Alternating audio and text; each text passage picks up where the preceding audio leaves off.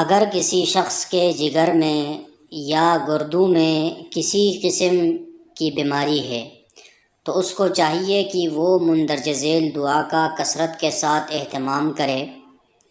اللہم انی اعوذ بک من البرص والجنون والجذام ومن سیء الاسقام۔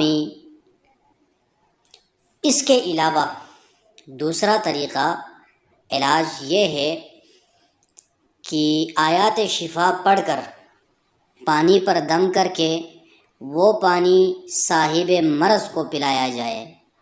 آیات شفا مندرجہ ذیل ہیں: وَيَشْفِ صُدُورَ قَوْمٍ مُّؤْمِنِينَ يَا أَيُّهَا النَّاسُ قَدْ جَاءَتْكُم مَّوْعِظَةٌ مِّن رَّبِّكُمْ وَشِفَاءٌ لِّمَا فِي الصُّدُورِ وَهُدًى وَرَحْمَةٌ لِّلْمُؤْمِنِينَ يَخْرُجُ مِن بُطُونِهَا شَرَابٌ مُّخْتَلِفٌ أَلْوَانُهُ فِيهِ شِفَاءٌ لِّلنَّاسِ إِنَّ فِي ذَلِكَ لَآيَةً لِّقَوْمٍ يَتَفَكَّرُونَ وَنُنَزِّلُ مِنَ الْقُرْآنِ مَا هُوَ شِفَاءٌ وَرَحْمَةٌ لِّلْمُؤْمِنِينَ وَلَا يَزِيدُ الظَّالِمِينَ إِلَّا خَسَارًا وَإِذَا مَرِضْتُ فَهُوَ يَشْفِينِ قُلْ هُوَ لِلَّذِينَ آمَنُوا هُدًى وَشِفَاءٌ۔